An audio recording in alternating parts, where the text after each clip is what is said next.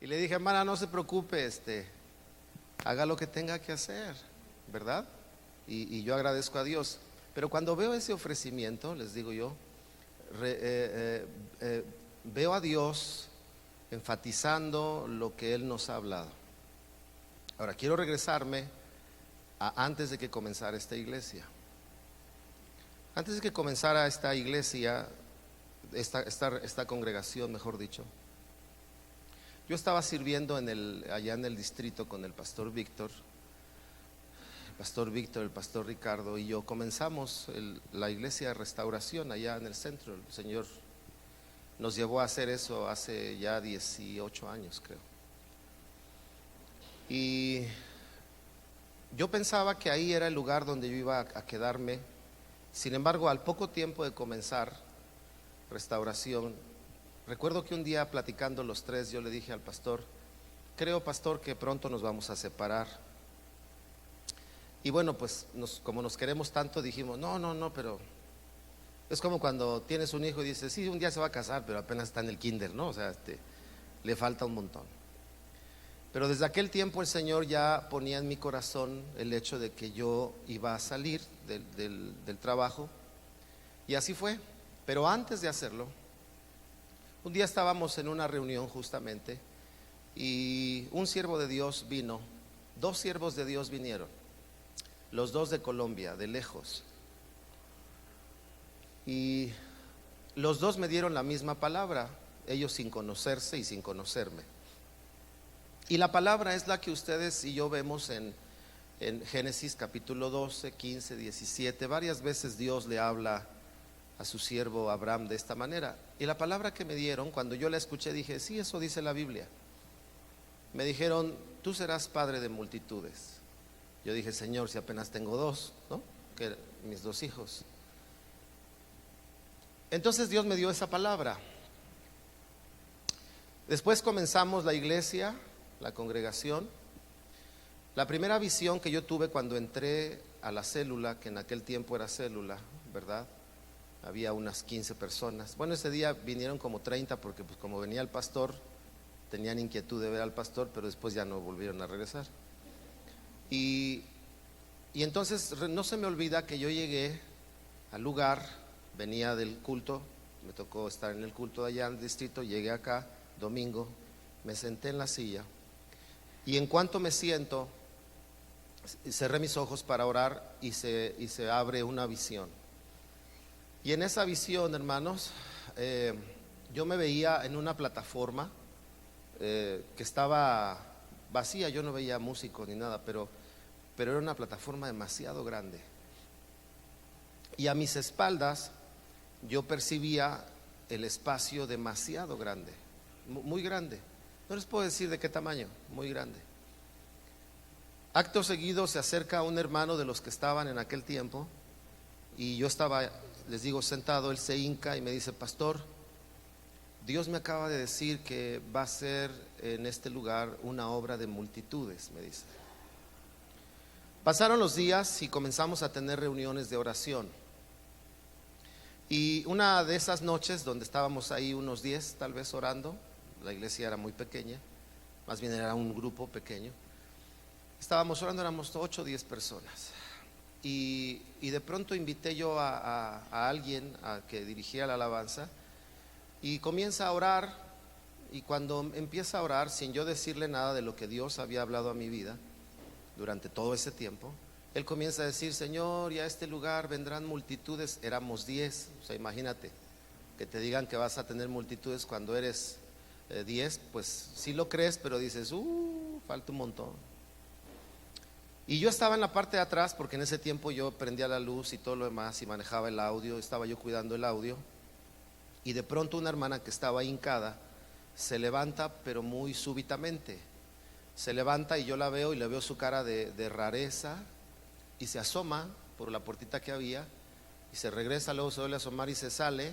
La veo que sale al patio y se sale a la calle y volteaba para los lados, se regresa, ya no le vi la cara de rareza sino de pensativa, se volvió a hincar y al final me acerco con ella y le dije, hermana, ¿qué te pasó? ¿Por qué te levantaste tan súbitamente? Y me dijo: pastor, porque cuando estaba yo orando, comencé a oír el sonido de muchas voces, me dijo.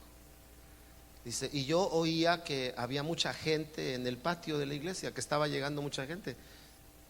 Y eso me causó rareza, por eso me levanté para ver qué estaba pasando.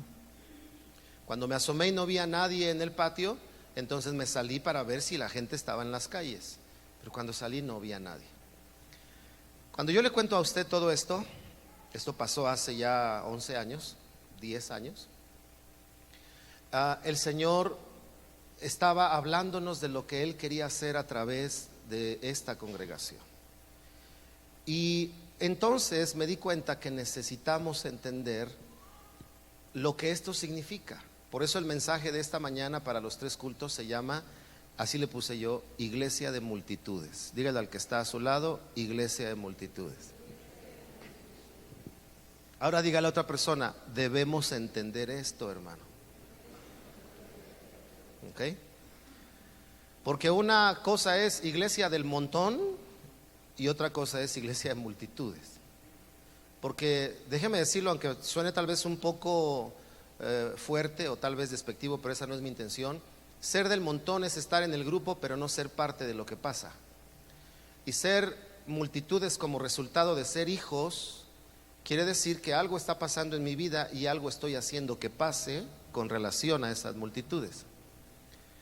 Entonces, después de todo lo que Dios me habló y que después de eso otras veces me han dicho esta palabra en diferentes lugares, cada vez que viene el pastor Carlos Fernández, viene aquí y me dice, Dudy, tienes que moverte ya a un lugar muchísimo más grande, porque lo que Dios está haciendo con ustedes es algo muy grande, me dice el pastor Carlos. Cada vez que viene me dice lo mismo. Yo creo una cosa y usted lo sabe, creo que nos hemos de mover un día, pero también creo que no movernos no debe de significar no seguir creciendo. Tenemos para crecer, tenemos este espacio de este primer culto para llenarlo, y si se llenan los 3 cultos tenemos, ¿verdad?, otras opciones de otros días de culto, el sábado, pero con gente nueva, ¿verdad? Dígale al que está a su lado, no te quiero ver aquí, hermano, dígase. Gente nueva. Bueno, ¿de dónde va a venir todo eso? ¿De dónde viene la multitud? Ahora, si usted piensa, y si nosotros ponemos atención en la vida de Abraham, de Isaac y de Jacob, vemos algunas cosas muy interesantes que nos hablan del proceso del deseo de Dios y de la idea de Dios, ¿verdad? Y cómo es que Dios le habla a Abraham y le dice, y esto lo prediqué, recuerdo, como por el primer año, segundo año, cuando éramos ya como 40, prediqué este tema, no este mensaje, pero este tema.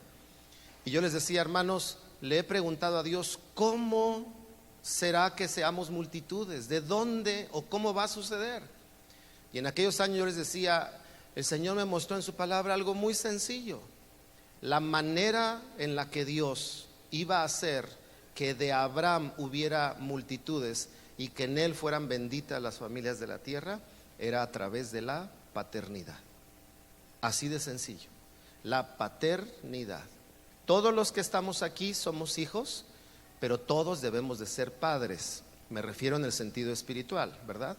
Todos somos hijos, pero todos debemos de ser padres. Abraham ya era hijo, había nacido, ya tenía a su padre, ya estaba grande, pero no tenía ¿qué? Hijos. Y entonces Dios viene y le habla cuando no tiene hijos y le dice, haré de ti una nación grande. Lo que le estaba diciendo es, para que esto suceda necesitamos comenzar por algo, Abraham. Tienes o debes de tener hijos. Así que entonces vamos a meditar algunas cosas que esta historia de Abraham, de Isaac y de Jacob, en este caso veremos a Abraham, nos enseñan, dejando claro algo. La idea de Dios de alcanzar las multitudes para que su reino se establezca, no es para que una iglesia tenga renombre, no es para que una persona tenga renombre, es para que su reino se establezca. ¿Por qué? Porque Dios le dijo a Abraham, en ti serán benditas todas las familias de la tierra. No se refería a la persona de él, sino se refería al linaje de él, porque de ese linaje vino el Salvador. Y en Jesús todas las familias pueden ser benditas o salvas en Jesucristo. Pero ¿cómo vino? Por aquel primer hijo que tuvo Abraham. Si él no hubiera tenido hijos, el linaje de Jesús no hubiera aparecido, pero Dios tenía un plan. Y para que Jesús viniera más adelante, Dios sabía que tenía que generar en Abraham la paternidad. Así que una iglesia de multitudes debe de entender la paternidad, debe de estar dispuestos a ser padres, porque ser padres te cambia la vida. Cuando eres soltero, te compras lo que quieres. Cuando eres padre, ya no te compras lo que quieres. Ahora tienes que darle a tus hijos primero. Cuando eres soltero, te levantas cuando quieres. Cuando tienes padre, te levantan cuando quieren, ¿verdad? Cuando eres soltero, te compras tu dona y tu concha para cenar. Pero cuando tienes hijos, te estás a punto de morder la concha y se aparece tu hijito ahí con su carita. ¿Me das? Hay algunos padres muy duros que le dicen: no, te hace daño, es mucho azúcar, le dicen al niño.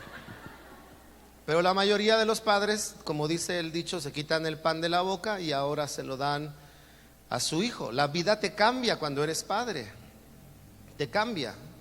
Recuerdo a un amigo pastor que comenzó a arreglar su casa, ¿verdad? Después de que su hijo se casó, y me dijo: pastor, qué increíble es, me dijo. Lo que he podido arreglar de mi casa es porque ya no le pago ya nada a mi hijo. Ya se fue, ya se casó, ya lo despaché.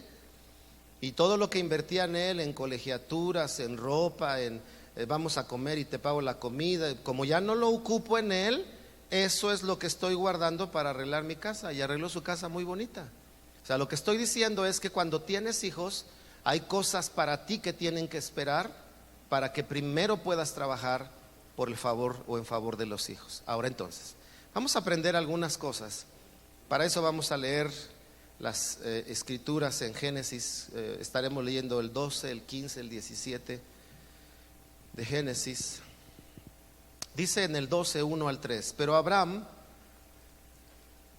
Jehová había dicho a Abraham: vete de tu tierra y de tu parentela y de la casa de tu padre a la tierra que te mostraré, y haré de ti una nación grande. Haré de ti una nación grande. Yo le pregunto, ¿de Abraham, solo de Abraham se formó la nación de Israel? No. Abraham solo tuvo un hijo, y de sus hijos vinieron la descendencia. Bueno, tuvo dos, ¿verdad? A Ismael, luego viene Isaac, y luego de Isaac viene Jacob, Esaú, y de Jacob vienen las 12 tribus de Israel, y de las 12 tribus de Israel crecen a un montón que están esclavos en Egipto, y de ahí hasta el día de hoy, y de ellos viene la promesa de redención que es Jesús. Vea cómo está el asunto, y desde ahí tenemos que empezar a entender. Es decir, el diseño de Dios de la bendición con las multitudes no funcionará a menos que la paternidad esté en acción. Porque podemos ser una iglesia de mucha gente, pero si la gente no es paternizada por alguien, ¿verdad?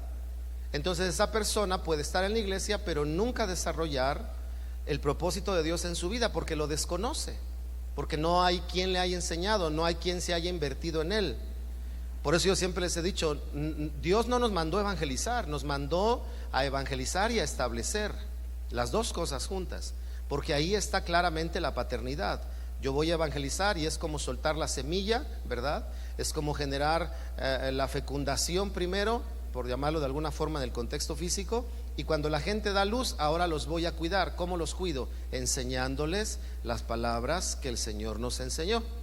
Y esa es la labor que debemos de hacer. Entonces Abraham recibe esta palabra y se ve claramente el deseo de Dios. Digan todos fuerte: deseo de Dios.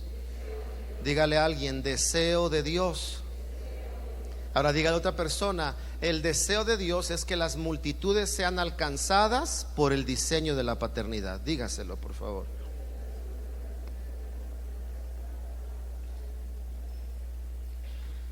Para que usted se dé cuenta cómo funciona esto, se dice, los que hacen estadísticas, que de las campañas evangelísticas solo apenas y el 5%, tal vez menos, pero tal vez el 5% de las campañas masivas evangelísticas, solo el 5% de los que reciben a Jesús se establecen en una iglesia. De los demás no se sabe, no se sabe si de veras aceptaron a Cristo, si regresaron a la vida del mundo, porque no es gente que se establece. Pero se dice que el evangelismo personal, aquel que tú le evangelizas a alguien, lo visitas, le preguntas, lo cuidas, oras por él, lo conoces, te conoce, entonces el resultado es que el evangelismo personal, ¿verdad?, trae un mayor resultado de arriba del 90% de las personas que son evangelizadas directamente, personalmente, que los conoces, para que terminen estableciéndose en una congregación. Entonces hay dos maneras en las que las multitudes se generan. Una es haciendo solamente como que espuma, ¿verdad? Muchos, pero no verificando si son hijos. Y el diseño de Dios es que las multitudes sea a través de ¿quiénes? De hijos, no de simpatizantes, no de, pues aquí esta iglesia porque esta iglesia está padre, o esta reunión está padre, o porque ahí son muchos, hay que ir. No, está bien, pueden llegar por eso, pero la idea es que al estar en la iglesia, al menos aquí en nosotros, se conviertan en hijos, aprendan a ser hijos. Hay dos verdades: una es, debemos anhelar ser padres, pero dos, tenemos que aprender a ser hijos también. ¿Me explico? Entonces dice ahí la primera cosa que le dijo el Señor: vete de tu tierra y de tu parentela. 2, y de la casa de tu padre. Así que lo primero que vemos en la ruta de esta palabra y promesa que Dios le da a Abraham de hacerlo multitud y hacerlo a través de la paternidad, lo primero que Dios hace en Abraham es hacerle cambios. Si nosotros queremos ser parte de lo que Dios nos ha hablado para esta casa, ¿verdad? Para esta casa, después de lo que me dijeron, déjeme le comento, después de lo que me dijeron, cuando la obra empezó a crecer, cuando llegamos a este lugar, cuando fuimos los primeros 300, me acuerdo, las primeras 300 personas en promedio, invité a algunos pastores, y cuando llegamos aquí, estábamos en un aniversario, y aquí adelante, uno de los pastores me dijo: ¿Y cuánta gente Dios le ha dicho? ¿De cuánta gente Dios le ha dicho que será esta congregación? Y yo había escuchado a pastores que decían: pues es que yo voy a hacer un auditorio para 1000, para 2000, para 3000. Y entonces yo me amarraba a esa idea y decía: decir de cuántos lugares va a ser el auditorio es decir de qué tamaño va a ser la iglesia. Eso me confundía a mí en la cabeza, o me atoraba. Así que cuando oí la pregunta no supe qué contestar. Le dije, y entonces este pastor me dijo: yo creo que por lo menos unos 5000, me dijo él. Entonces yo fui con Dios y le dije: Señor, ¿por qué cuando me preguntaron qué me has dicho acerca de una cantidad, no pude decir una cantidad? Y me preocupé, dije: ¿acaso no tengo claro hacia dónde debo de dirigirme? Y entonces el Señor me dijo: ¿cuál fue la palabra que yo te di? Y me dijo el Señor, le dije: padre de multitudes, como le hablaste a Abraham. Le dije: ¿y qué le dije a Abraham? Lo saqué afuera de la tienda y le dije: mira las estrellas, ¿las puedes contar? No. Mira la arena, ¿la puedes contar? No. Y me dijo: tú tampoco puedes contar toda la gente que va a conocer a través de esta iglesia. No debes poner un número. Luego ya me dijo el Señor: otra cosa es el tamaño del lugar donde van a estar, pero la iglesia no es lo mismo. Puedes tener un auditorio para 3000 personas, pero no quiere decir que cuando lleguen a 3000 todos se satisfagan y digan: hasta aquí llegamos, ya somos suficientes. No, tiene que venir la siguiente generación, conocer de Cristo, y luego la siguiente generación, me refiero de cristianos, y cada vez la generación que viene, convertirse en hijos y luego convertirse en padres. Y de ahí entonces la iglesia no solamente crecerá en número, que además el número, según la Biblia, lo que acabamos de ver, es bendición. Te bendeciré y haré de ti una nación. Lo que estaba diciendo es que si hay una manera en la que la bendición de Dios se ve, es a través del crecimiento numérico. Usted tiene que reproducirse, y ahí se está viendo la bendición de Dios en su vida. ¿Me explico? Bueno, lo primero, ahora sí: sal de tu tierra y tu parentela. Dos cosas. Salir de la tierra y de la parentela nos habla por lo menos de que Dios le estaba rompiendo la zona conocida, ¿verdad? La zona familiar, o como se suele llamar, la zona de confort. Para hacer una iglesia de multitudes y entender la paternidad, tenemos que romper la zona de confort. Por eso decía hace rato, los padres entendemos eso, porque cuando tú tienes un hijo, ¿verdad? La zona de confort ya terminó. Tú cargas a tu hijo bebé con tu traje, que tanto te gusta cuidar y terminas babeado de aquí o moqueado de aquí. Y ni modo de que le digas a tu esposa, cárgalo hasta que cumpla 18 para que no me ensucie el traje. No, lo vuelves a cargar y te vuelve a ensuciar. Cargas a tu hijo tal vez, ¿verdad? Y tú estás muy contento y de repente se le sale del pañal la pipí o la popó y te bendice tu traje. Y tú no vivías eso cuando estabas soltero. Y se empiezan a romper zonas de confort. Llegas a tu casa y estás cansado, ¿verdad? Y hay una temporada cuando recién nacen y luego más adelante entre los 2, 3 años, ¿verdad? O no sé cuántas, pero a mí me pasó en esa edad con mis hijos, de los 2, 3 años, que se levantan en la noche y se te aparecen ahí en tu cuarto y se te quedan viendo ahí como, ¿no les pasaba? Y de repente lo sientes y te dan un sustote, sientes que se te sale el corazón y, hijo, ¿qué tienes? No puedo dormir. ¿Y qué le decías? ¿Vete a dormir? No, te tenías que levantar y lo llevabas a su cama y te acostabas en la orillita de la cama, sentías los resortes aquí para que el niño estuviera descansando en su cama. Y ya que sentías que se había dormido, te levantabas, ibas y cuando abrías la puerta, papá, otra vez. Te rompieron la zona de ¿qué? De comodidad. Una iglesia que entiende y que desea tener en su corazón el deseo de Dios, como decía al principio, porque fue Dios el que le dijo, ni siquiera Abraham le había pedido hijos, eso se lo dice después. Aquí es Dios el que le dice, quiero hacer de ti una nación grande. Este es mi deseo, hacerlo contigo. Entonces, si una iglesia quiere caminar así, debe estar dispuesta a romper la zona de comodidad. Sal de tu tierra. Él estaba acostumbrado a todo. No es cierto que cuando llegas a un lugar donde vives ya conoces dónde está el de la tienda, la carnicería, el mercado, la verdulería, ya sabes dónde están los baches cerca de tu casa, ya conoces todo. Pero cuando te cambias de casa tienes que volver a ubicar todo. Y a veces a nosotros nos tocó vivir en algún tiempo en una casa donde no había tiendas cerca y mi esposa tenía, mis hijos estábamos pequeñitos, entonces ella procuraba no salir porque la tienda estaba demasiado lejos para ir a comprar cosas, ¿verdad? Veníamos de tener una tienda cerca, cuando nos cambiamos se rompió la zona de confort. ¿Me explico? Nadie que quiera ser parte de una iglesia de multitudes puede tener comodidad. Si tú ya te sientes demasiado cómodo, te necesitarías hacer la pregunta de, Señor, estoy trabajando en lo que tú quieres que yo haga, pero sobre todo en el ámbito de la paternidad. ¿A quién estoy cuidando? ¿A quién estoy evangelizando? ¿Con quién estoy haciendo una labor específica? De estas donde te hablen a ti, no me lo mandes a mí, te hablen a ti. Y tú vayas con él, que se enfermó alguien, tú vayas, pastor, voy a ir, ve con él, hijo. Es tu hijo, ándale, cuídalo. Porque hay unos que tienen a sus hijos y se los dejan todo el tiempo a los abuelos. Ah, qué bonito. Dígale a su lado, no hay que ser, hermano.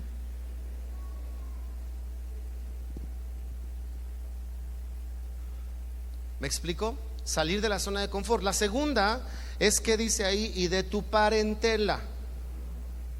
¿De qué nos habla la parentela? Lo dije hace un momento. De aquellas cosas que no son familiares. Nos son familiares. Y el Señor le estaba diciendo, te tengo que sacar de lo que ya te es tan familiar para que establezcas una propia familia o una familiaridad nueva. Como yo decía hace un momentito, hay cosas que no son familiares. Por ejemplo, cuando eres hijo te es familiar decir, ¿me das mi domingo? Pero cuando eres padre ya no pides domingo. ¿Ahora qué haces? Ahora das domingo.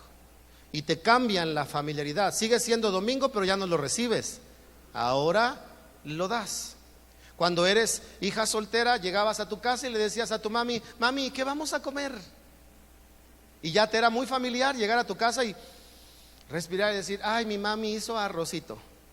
Pero te casas, tienes hijos, hermana, y ya no llegas a la casa de tu mamá diciendo, mami, ¿qué vamos a comer? Ahora llegan a tu casa y tu esposo y tus hijos te dicen, mami, ¿qué vamos a comer? Y sigue siendo el mismo tema, la comida, pero con una diferente familiaridad. Antes la recibía, ahora la tengo que dar. Cuando eras soltero, llegabas a tu casa y decías: papá, ¿me puedes ayudar a comprar un libro de la escuela? Y te era muy familiar que había un proveedor en la casa que era tu padre. Pero cuando eres padre, sigue siendo la misma línea de provisión, pero ya no te toca pedir, ahora te toca dar. Así que entonces la segunda cosa que Dios hace con Abraham es cambiarle la familiaridad. Es decir, cuando digo familiaridad, es una forma diferente de ver aquello que te es familiar. Si puedes hablar por ejemplo, de apoyarse, tú te apoyabas, pero ahora el Señor te dice: para ser padre de multitudes, o de esta línea de multitudes a través de la paternidad, tienes que seguir viendo el apoyo, pero ya no solamente el que tú te apoyes, sino tienes que pensar en quién se puede apoyar en ti, quién puede trabajar contigo, quién puede aprender de ti, a quién le puedes enseñar, a quién lo puedes cimentar en la palabra de Dios. Sal de tu tierra y de tu parentela. Fíjense que la palabra salir me llamó la atención. Quiero hacer en tu vida, tienes que dejar tu tierra, tu zona de confort y tu parentela para que se manifieste. Déjeme decírselo de esta manera. La Biblia dice: 1 hace huir a sus miles y 2 a sus 10 miles. Eso me hace pensar, déjeme pensarlo de esta manera, me hace pensar que realmente uno tiene la capacidad, ¿verdad?, de hacer huir a 5,000, en ese contexto que estamos leyendo, de hacer huir a 5,000, pero no lo puede lograr hasta que se une a alguien más. Y cuando se une a alguien más, entonces el otro y él, que solo podían hacer huir a 1,000 cada uno, cuando se unen, se manifiesta lo que realmente pueden lograr. ¿Me expliqué? ¿O cantinflié? Dígame. ¿Sí me expliqué? Eso quiere decir que tú tienes muchas cosas más que manifestar, pero se van a manifestar en la medida que las zonas de confort que empiezas a sentir son rotas en tu vida. En la medida que ya te acostumbraste, ya tienes un discípulo, ya lo trabajaste y dices: bueno, Señor, ¿ya qué más hago? Cuando ya empiezas a sentir esa comodidad, quiere decir que es necesario volver a entrar a otra incomodidad santa, por llamarlo de alguna manera, y tener ahora a otro discípulo con el que vas a volver a empezar, con el que vas a trabajar, al que te va a despertar en la noche, al que te va a decir que no puede dormir, al que te va a hablar y te va a preguntar que qué haces si le jalan los pies en la noche, si truenan los muebles en la noche. Y no le vas a decir: este es el número del pastor, llámale. Le vas a decir: este es mi número, mi celular, y me encuentras cuando necesites. ¿Me explico? Entonces, salir significa, otra vez se lo digo, manifestarse, descubrirse y aparecer. Abraham no tuvo a las 12 tribus de Israel, pero en él estaban. Y entonces cuando engendra a Isaac no tiene a las 12 tribus de Israel, pero en él estaban.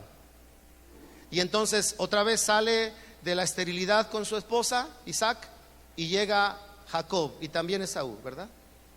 Y en Esaú se manifiestan las 12 tribus de Israel. Y en esas 12 tribus hay uno que es Judá. Y de la tribu de Judá no se había manifestado Jesús, pero en su descendencia llegó el momento en que se manifestó Jesús. ¿Me estoy explicando? Es decir, tú puedes tener un discípulo que puede llegar a lugares donde tú no vas a llegar. Tal vez tú puedes tener un discípulo médico y tú no le sabes hablar a médicos, pero él es médico. Y entonces él le va a hablar a los médicos compañeros suyos en el hospital donde a ti ni siquiera te dejan entrar, pero tu discípulo va a poder extender ahí el reino de los cielos, y a través de ese discípulo que estaba en ti cuando saliste de la comodidad, él puede hablarle a otros de Jesús y el Señor hacerlo nacer de nuevo, y entonces se cumpla a través de él también el deseo de Dios: en ti haré benditas las familias de la tierra.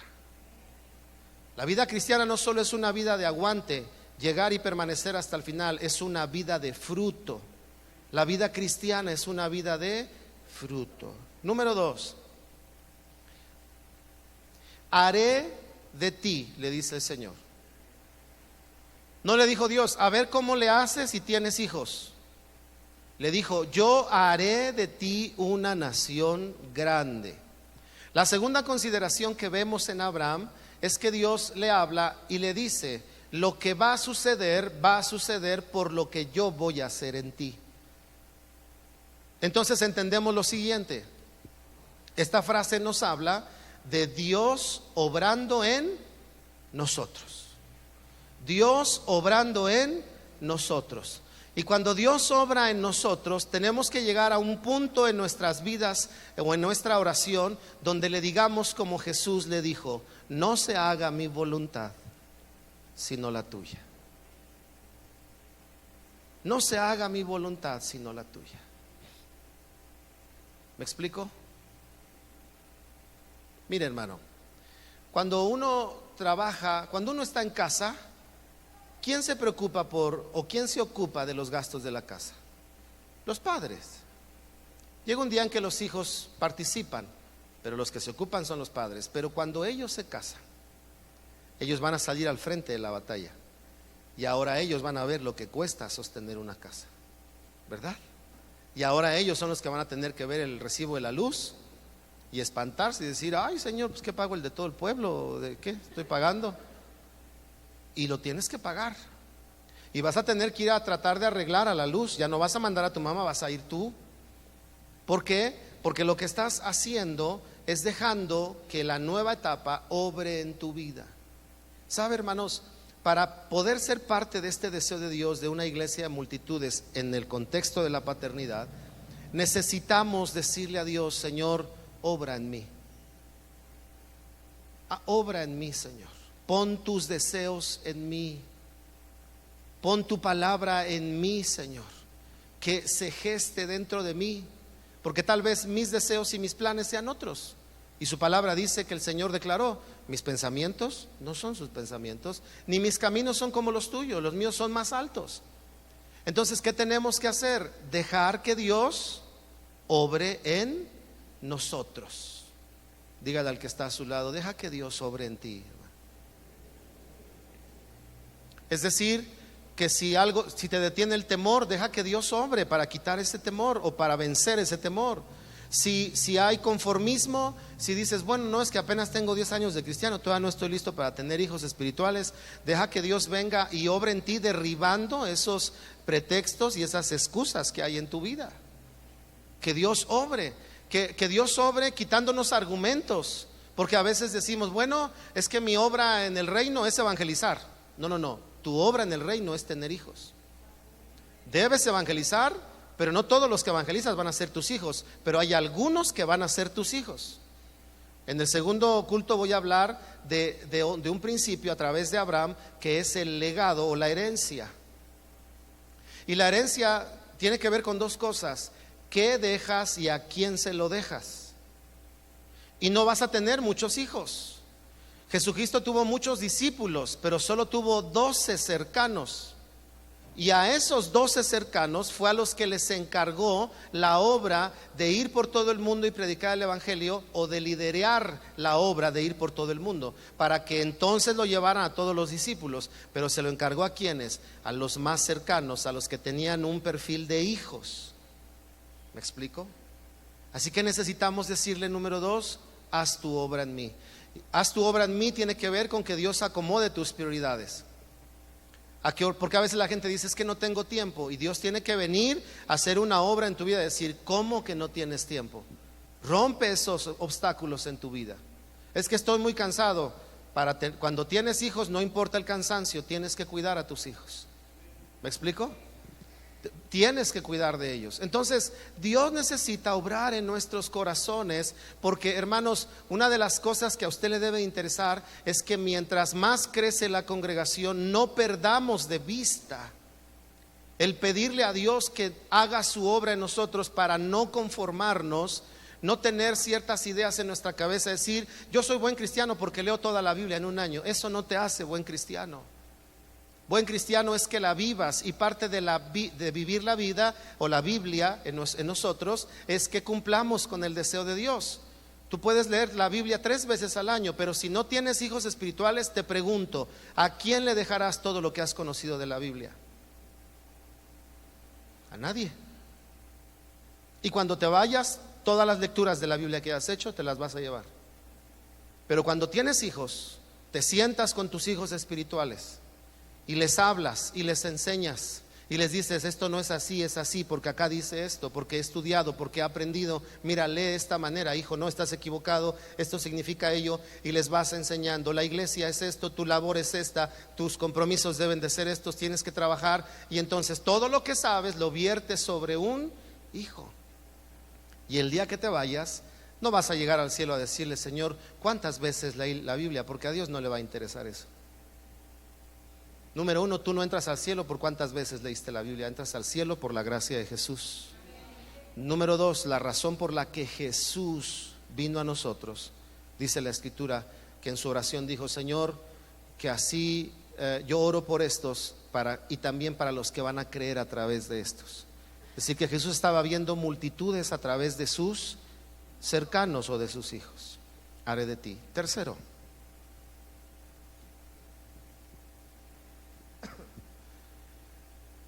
si usted lee Génesis 15 del 1 al 6,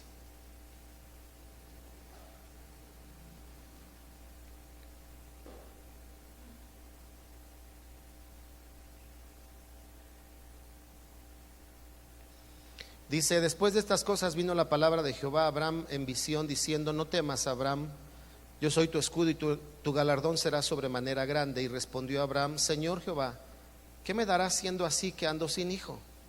Y el mayordomo de mi casa es este Damaseno Eliezer. Dijo también Abraham, mira que no me has dado prole, y he aquí que será mi heredero un esclavo nacido en mi casa. Luego vino a él palabra de Jehová diciendo, no te heredará sino un hijo tuyo será el que te heredará. Y lo llevó fuera y le dijo, mira ahora los cielos y cuenta las estrellas, si las puedes contar. Y le dijo, así será tu descendencia. Y creyó a Jehová y le fue contado por justicia. Y cierro diciendo dos cosas. En este pasaje ahora sí se ve expresado el deseo de Abraham. Señor, dices que harás de mí una nación grande, pero ¿en dónde está mi heredero? Y entonces lo que se ve en el corazón de Abraham es el deseo de salir de la esterilidad para poder cumplir el deseo de Dios en su vida. Así que el tercer factor en la paternidad es no abrazar la esterilidad, número uno, y dos, si acaso nos damos cuenta que no tenemos hijos espirituales, esta mañana, querido hermano, haz una sencilla oración, pero con todo tu corazón, y dile, Señor, quiero salir de esta esterilidad espiritual. Porque la esterilidad espiritual no consiste, ¿verdad?, solamente en que no manifiestes el fruto del Espíritu, eso tiene que ver con tu vida, sino que la esterilidad espiritual tiene que ver en que no te reproduzcas en otros. Y necesitamos reproducirnos. No vas a tener cientos de hijos, no vas a tener cientos de hijos, ni siquiera miles de hijos.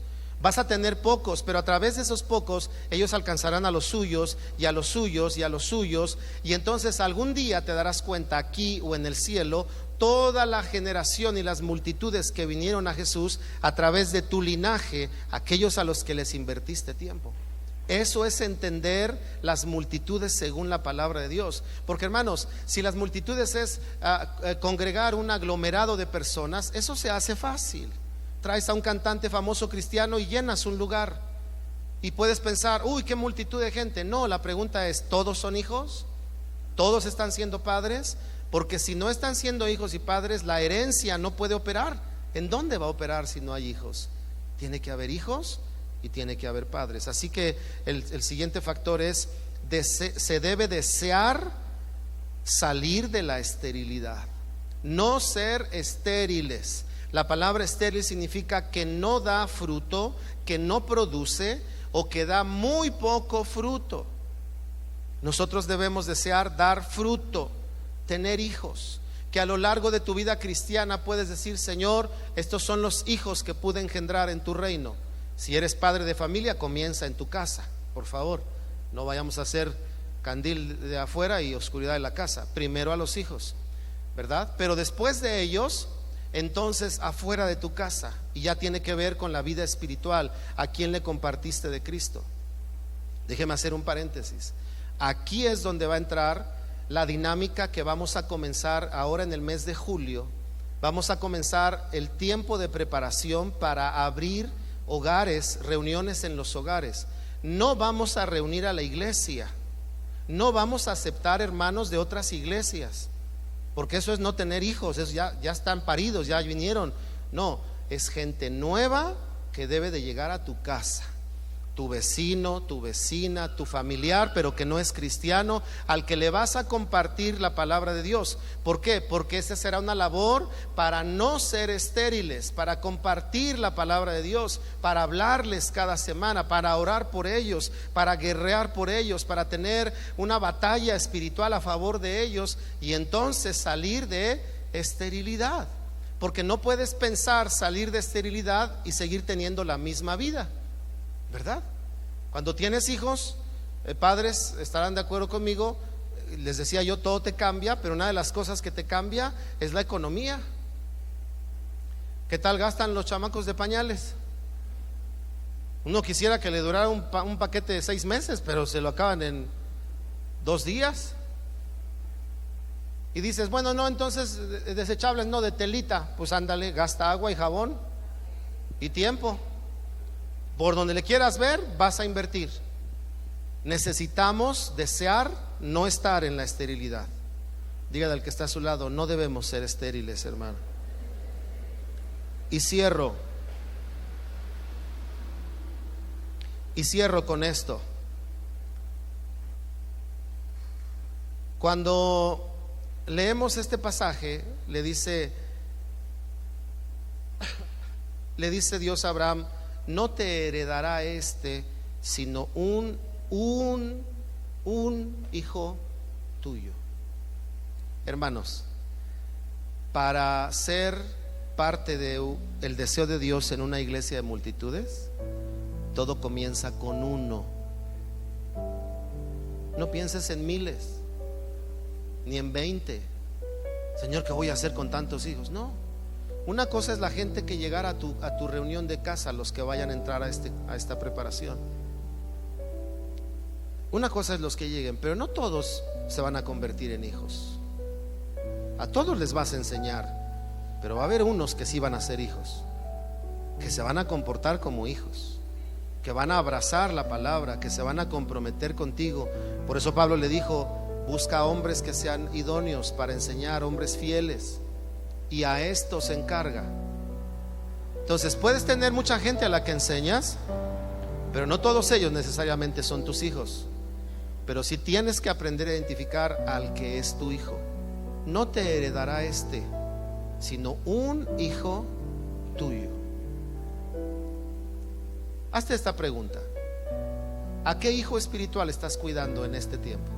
No te respondas, o no respondas en voz alta. Si tu respuesta es no tengo pastor, hazte esta otra pregunta: ¿cuánto tiempo más voy a estar así?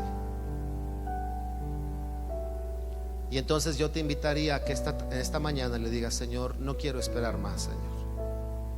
Dame uno, Señor. ¿Verdad? Como aquella frase que encontramos: Señor, dame un hijo. Decía un evangelista: Señor, dame personas que se salven o me muero, Señor. A ese grado de decir: Señor, no quiero ser estéril, no quiero acabar mi vida cristiana y que en mi lápida diga: aquí yace un hombre de Dios que conoció a Jesús en el año 1970 y murió en el año 2000, lo que te guste, 2070, para que quieras vivir muchos. Pero que abajo no pongan a tus hijos, que no puedan poner, o que la lápida esté vacía y no diga padre de, sino que solo esté tu nombre. Pero si esa lápida dice 1, 2 o 3, habrás hecho una labor en el reino de los cielos, habrás hecho tu parte en el reino de los cielos. Porque como les dije hace rato, la multitud no vino de Abraham, o no salió toda de él, pero de él procedió a través de un solo hijo. Eso es muy interesante, y lo que vamos a ver en el segundo culto también es muy interesante, que es el legado, que es algo muy importante que debemos hacer. Así que, hermanos míos, Ser una iglesia de multitudes no es crecer en número y ya, es desarrollar la paternidad sobre nuestras vidas y a través de nuestras vidas. ¿Me explico?